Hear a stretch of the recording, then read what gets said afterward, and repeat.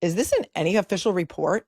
You guys, we've been over every single report that Ms. Reed and Ms. McCabe were placed in the backseat of patrol car 682 because that is something that Jen McCabe said on the stand.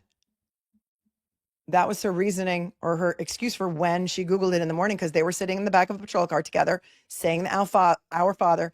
And Karen yelled at her, Google how long it takes to die from hypothermia. And she tried to do it, and she has MS and her fingers weren't working right. And that's why she had to do it twice. I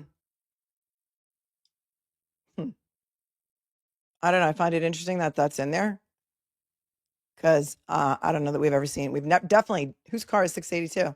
Good point. I don't know.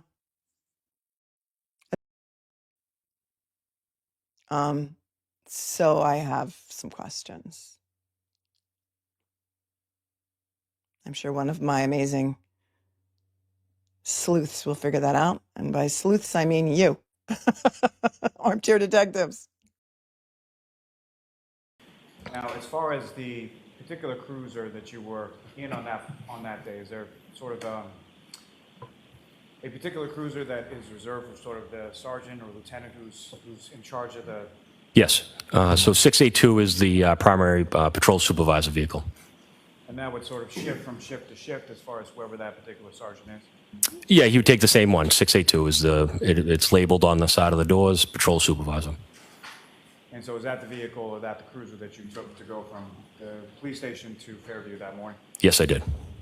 And with regard to that cruiser and sort of other cruisers within the Canton Police Department, what, if any, recording system is available on those cruisers?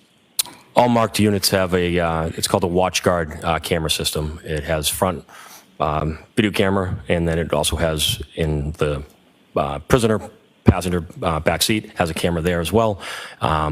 They should be working audio in the back seat, and they're activated by, if you flip the lights on, the blue lights, it'll automatically click. You don't have to press record. The cruiser automatically starts recording. If you got in a car accident, the camera would start recording. Any kind of impact, the camera starts recording. It actually ends up being passively recording, even when it's not on.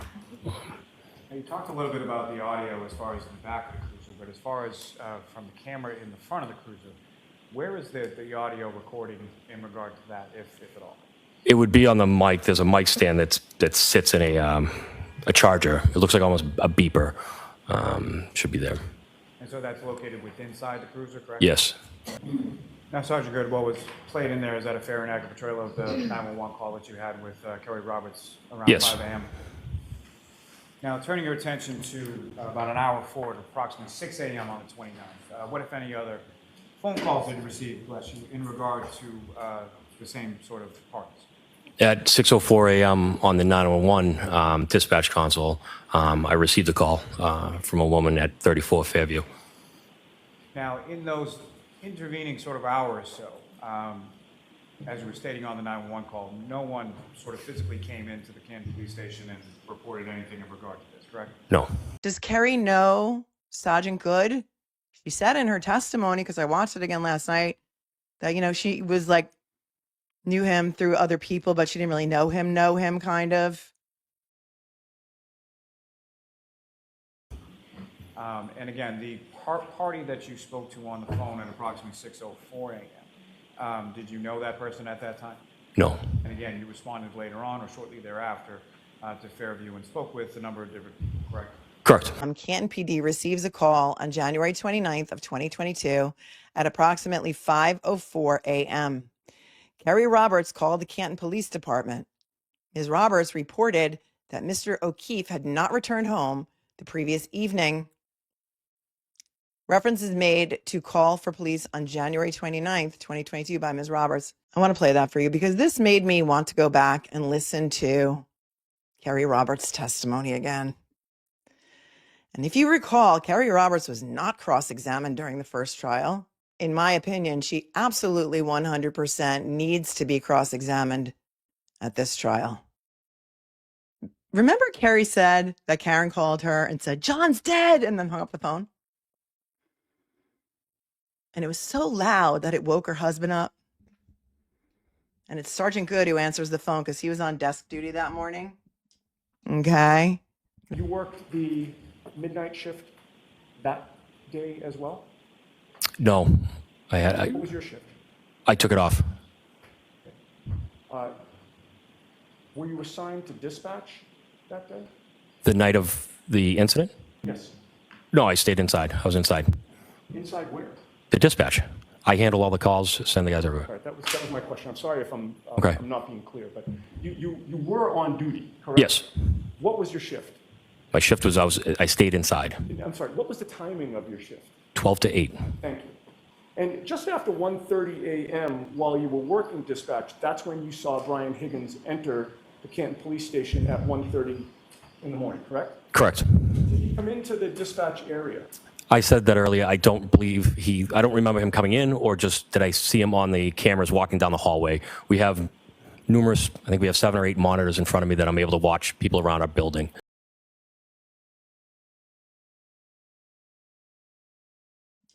Okay. Put my mic over so you can hear it better. Because then they start talking about a blizzard party. Okay. Can't believe Sergeant Goode. Hi, my name is Carrie. I'm calling because my friend's boyfriend did not come home last night. We were at Waterfall, and now she is calling me hysterical because she doesn't know where he is. You didn't pick anybody up by the name of John O'Keefe, did you? John O'Keefe? Yeah, he's the Boston cop, and it would be on foot, so No. I think he probably got a ride and passed out at someone's house. I don't know, but... Yeah, but no, we just... Does she sound like somebody who's freaked out because Karen just called her and said John's dead? She sounds awfully calm, right? And she also says they were, if you look at this transcript here, they were at Waterfall, and now she's calling me hysterical because she doesn't know where she is. You didn't pick anybody up by the name of John O'Keefe, did you? Yeah, but no, we didn't lock anybody up or anything like that. And where does he live? He lives on Meadow, right off of Pleasant. He lives on Meadow, off of Pleasant. Okay, and is the wife home? You said his girlfriend? With his girlfriend, yeah. They were out having drinks, and then she left and expected him to come home at some point, and he never did. Yeah. Okay. They were out having drinks, and she left and expected him to come home at some point, and he never did. She's under the impression that Karen said she left him at the Waterfall, right? Okay, so listen as it goes on. And so I said to her, you know, my husband had been out with him earlier in the night, but then she came home, and he has custody of his niece and nephew because their parents passed away. Okay. And so she's home with the niece and nephew, and they're old enough to be home. It's just she's nervous because he never even called the niece. Okay. Did Goode know who John O'Keefe was? Could you please state your name and spell your last name for the jury? Yes, my name is Paul Gallagher, last name Gallagher. And how are you employed, sir? I'm a lieutenant with the Canton Police Department. And how long in total have you been a member of the Canton Police Department? A total of 32 years. Were you working with Canton Police on the morning of January 29th, 2022? I was. And at some point, did you receive a phone call? I did. And about what time was that, and who called? That was shortly after 6 a.m. It was Sergeant Sean Goode. And he's a member of your department as well? He is. He's the 12 to 8 supervisor, which our shifts actually run 11:45 p.m. to 7:45 a.m., but we call it the 12 to 8 shift. And what, if anything, was indicated to you in this call from Sergeant Goode? Sergeant Goode told me he was responding to a scene where a party was found unconscious, possibly not breathing in the snow. He stated his name was John O'Keefe. He was a Boston police officer who resided on Meadows Ave. He further told me that he had gotten a call earlier about John O'Keefe not returning home that night.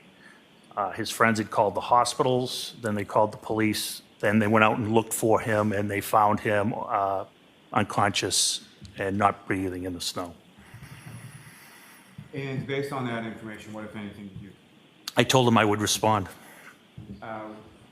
Where were you initially responding to? I was initially responding to Meadows Ave. I misinterpreted when he said he was a Boston police officer on Meadows Ave. I thought they discovered him on Meadows Ave. And subsequently, did you learn a different location and respond to that location? I did. What was that location that you subsequently determined was where you were going? When I called the dispatch to find out the exact address, I was told it was 32 Fairview Road. And that was from the dispatch, is that correct? That's correct. It was Officer Dever who answered the phone. That would be Officer Kelly Dever, is that correct? That's correct. I think a lot of people knew who John O'Keefe was because he took custody of his niece and nephew. I think maybe in Canton, it was like a big story. I don't know. Because as soon as she says John O'Keefe, he's like, okay. Or as soon as she says he took custody of his niece and nephew because the parents passed away, he says, okay.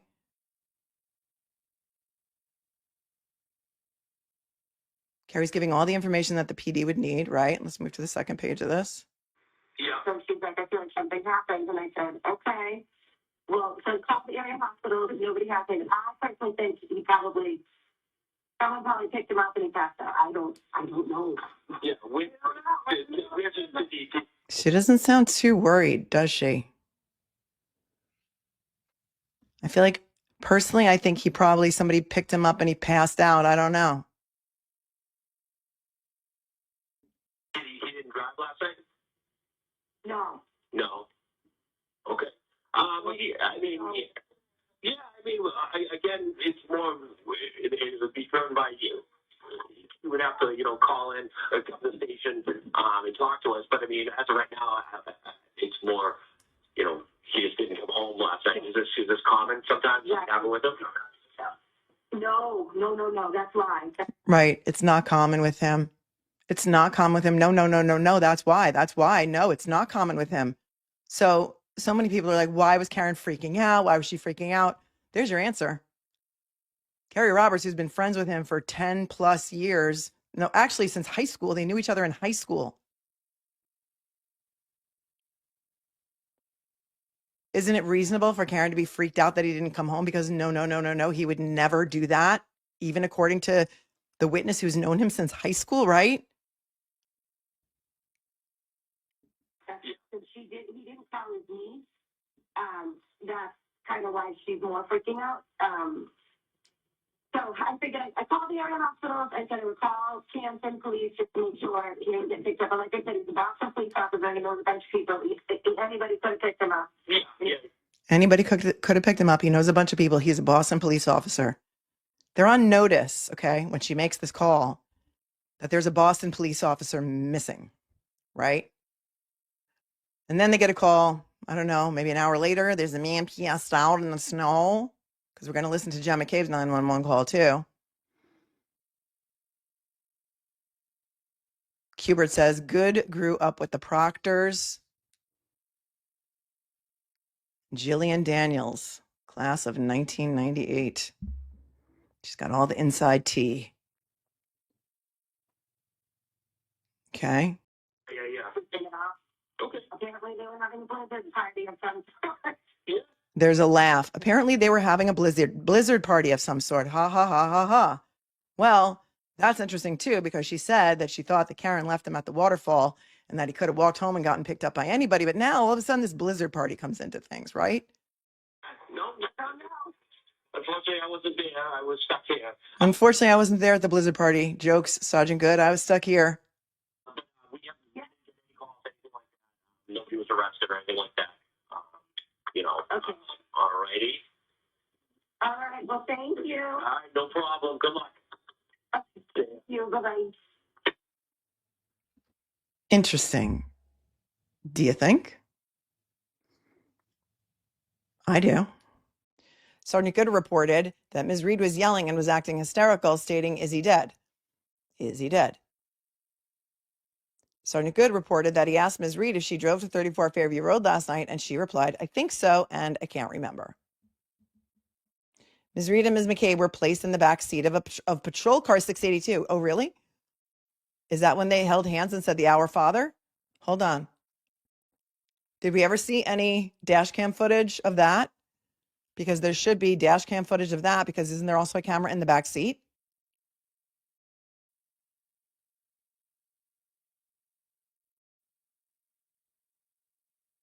No, we never saw that. The morning searches of House Long to Dying Cold were like 623, 624, something like that, right? Pats fan says, Good testified that cameras record video and audio inside the police car. Where's the video? Karen asking Jen to Google hypothermia. Shouldn't there be one of Jen Googling? Yep.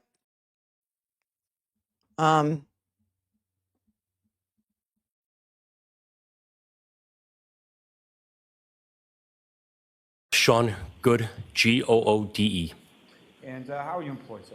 at the Canton Police Department. And how long have you been a member of the Canton Police? 17 years. And what rank or assignment do you currently have with the Canton Police? Midnight sergeant and 2 days patrol traffic. Now, on that evening of the 28th, and specifically the early morning of January 29th, what, if anything, do you recall as far as seeing Brian Higgins around the Canton Police Station? I remember at one point during the evening, he came in. I don't remember if he came into the dispatch or if I just saw him on one of the numerous monitors we have in dispatch. I can't leave that room because I'm the only one in the building on midnight. So, With respect to the parking lot area of the Canton Police Station, when it comes to any sort of substantial amount of snow, what if anything do you do with regard to the vehicles in the parking lot in reference to that kind of weather? we try to move all the cars that we're not using. So that would be on a midnight shift, it's any of our unmarked detectives cars, any of the patrol vehicles that aren't being used. We try to help out the DPW, which is the Department of Public Works, as best as possible when they try to plow our station. Because if not, all it ends up being is just one trail through the parking lot, and it's kind of a nightmare. So with the help of the other patrolmen, if we can get all the keys, sometimes they're not easily located, we try to move the cars to the outer edge of the parking lot so that DPW can make a good pass, and then we'll move them back over. Now, with regard to the vehicles in the parking lot, beyond sort of personal vehicles and the marked units belonging to the Canton Police, with regard to some of those other agents like Mr. Higgins that you talked about, what, if any, vehicles would they have within that parking area? He had federal cars there that he used on cases, and I believe he had two. They'd be, I guess, his cruisers. They were Dodge pickups. And then with regard to those vehicles, in regard to snow removal, what, if anything, was typically done with regard to that? They were parked to the outer edge, so we don't have access to them. At least I didn't have access to them.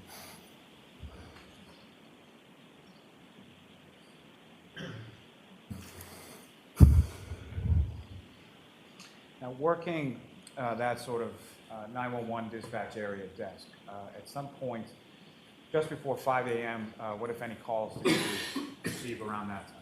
I received a phone call from a woman generally asking if we had locked up or transported a male potty that evening.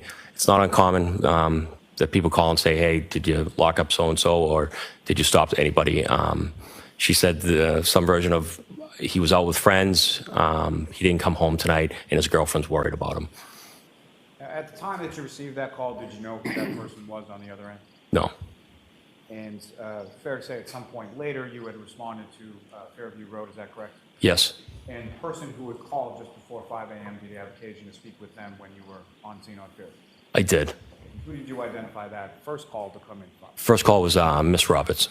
That would be Carrie Roberts, is that Yes. correct? Good afternoon, Sergeant. Afternoon. Sir, you and I have never met, correct? No. We've never spoken. No. Sergeant Goode, you grew up in Canton? I did.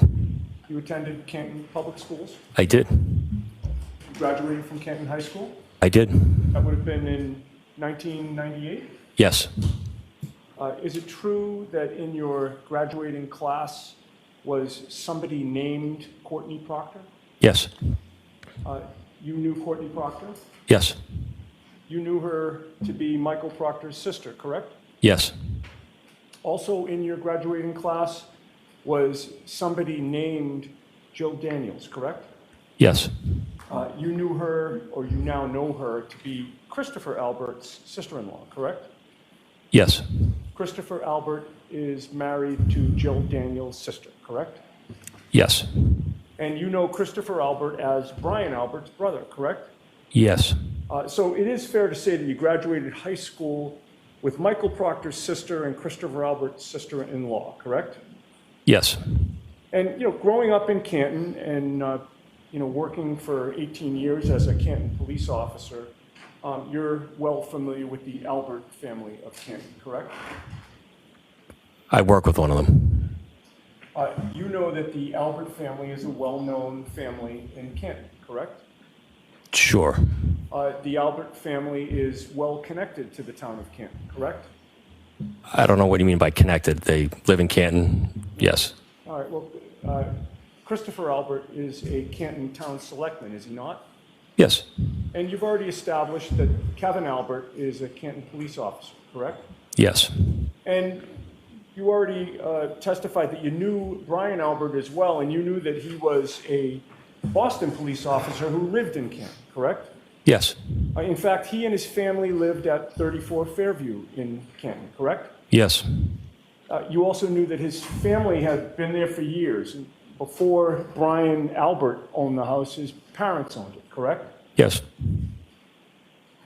Now, as of January 28th of 2022, who among the Albert family did you know either personally or professionally?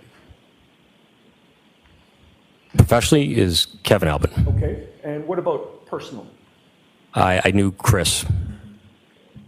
And you know that Christopher Albert, in addition to being a town selectman, also owns a pizza place in Canton, correct? Yes, he does. What's the name of that pizza place? That'd be D&E. And have you eaten there before? Yes, You've seen Christopher Albert there before? I have. Do you recognize what this is? Looks like some state police form. Okay. Is it a Why don't you not ask him? He just answered what he thought it was. are you familiar with a collision analysis and reconstruction section, a CARS report? I know the state police has a cars section that handles motor vehicle homicide. Does this appear to be a CARS report? I've never seen one. You just showed me one. I'm not in the state police. Okay. But you did see that your name is listed in the paragraph that I pointed out to you? Sure. And you're listed as Sergeant Sean Goode, that's you, correct? Of the Canton Police. And you were assigned as the primary investigator in this reconstruction. Because I wrote the offense report from that day. Well, I'm just asking you. I'm dealing with a state police report that lists you as the primary investigator with regard to the reconstruction. Objection, Your Honor. May we approach? Sustained. Sure, why don't you all come up for a minute? Bring that, please.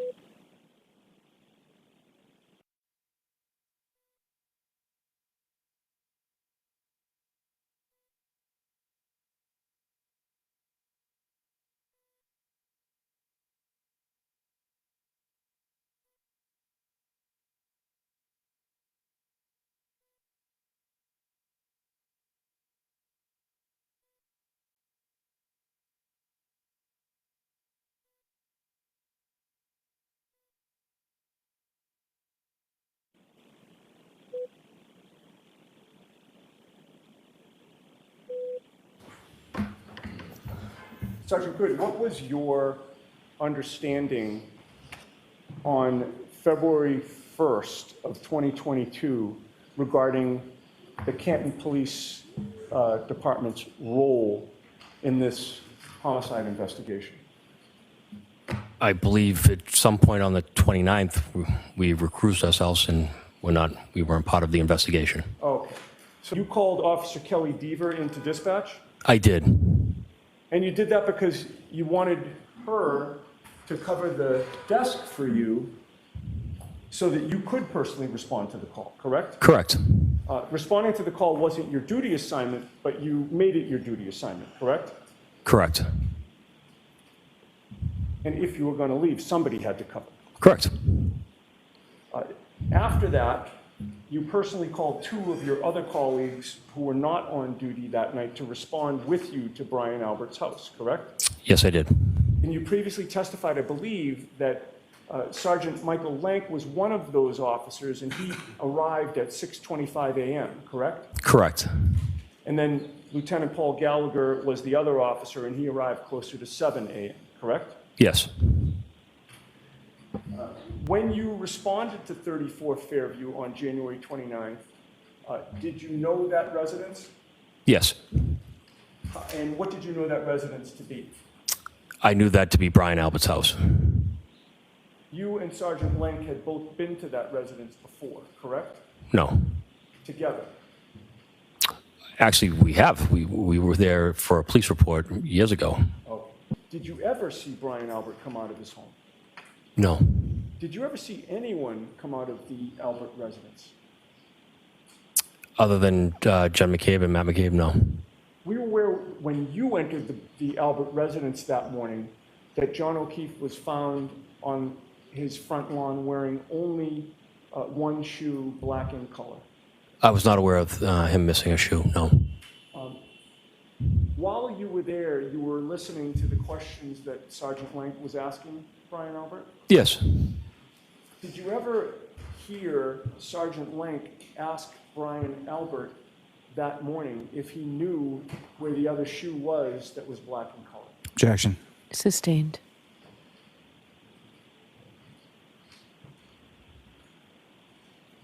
While you were there, did you ever hear Sergeant Lank ask Brian Albert when he learned that John O'Keefe was lying on his front lawn? Objection. Sustained. You did not include that language, I hit him, I hit him, I hit him, I hit him, in your report, correct? Correct. And the reason you didn't include it is that you never heard those words come out of Karen Reed's mouth, correct? Correct. On scene, Ms. McCabe provided Sergeant Goode with a timeline of events leading up to the discovery of John O'Keefe. Because don't you know, obviously, that if there was video and audio of Karen, of the defendant and Jennifer McCabe in the backseat of patrol car 682, in which Karen screamed at Jen McCabe to Google that they would have shown that at trial, they would have preserved it? Of course they would have.